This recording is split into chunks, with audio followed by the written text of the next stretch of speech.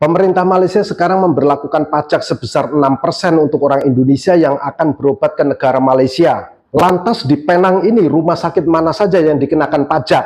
Di mana harus bayar pajaknya? Dan kategori berobat apa saja yang dikenakan pajak oleh negara Malaysia? Oke, ikuti terus video ini sampai selesai.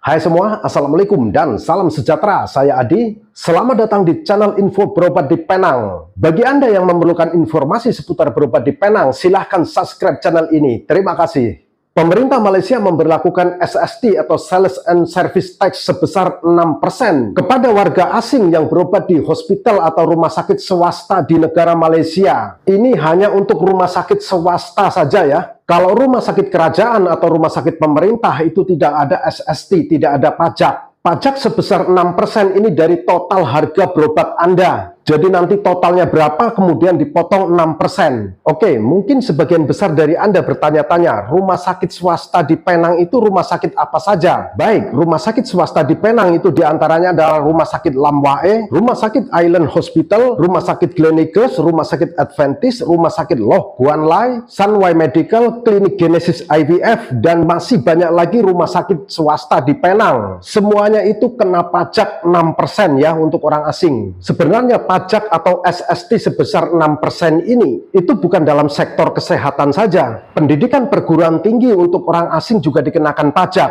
Peraturan ini diberlakukan mulai 1 Juli 2025.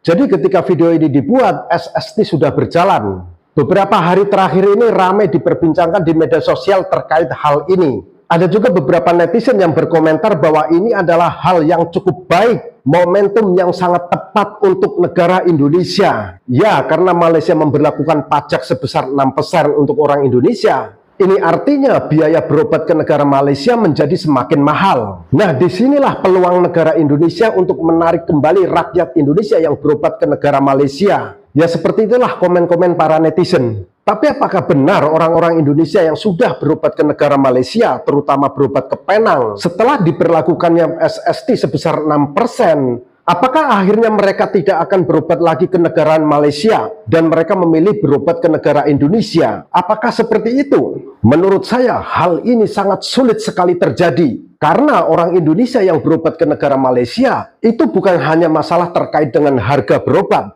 tapi masih ada masalah lain, yaitu soal kepercayaan dan kepuasan. Jadi selama orang Indonesia puas berobat di negara Malaysia, mereka akan tetap kembali ke negara Malaysia untuk berobat, walaupun sudah ada pajak 6%. Ya, ini cuma pandangan pribadi saya saja ya. Mungkin perkiraan saya ini bisa salah dan mungkin juga bisa benar.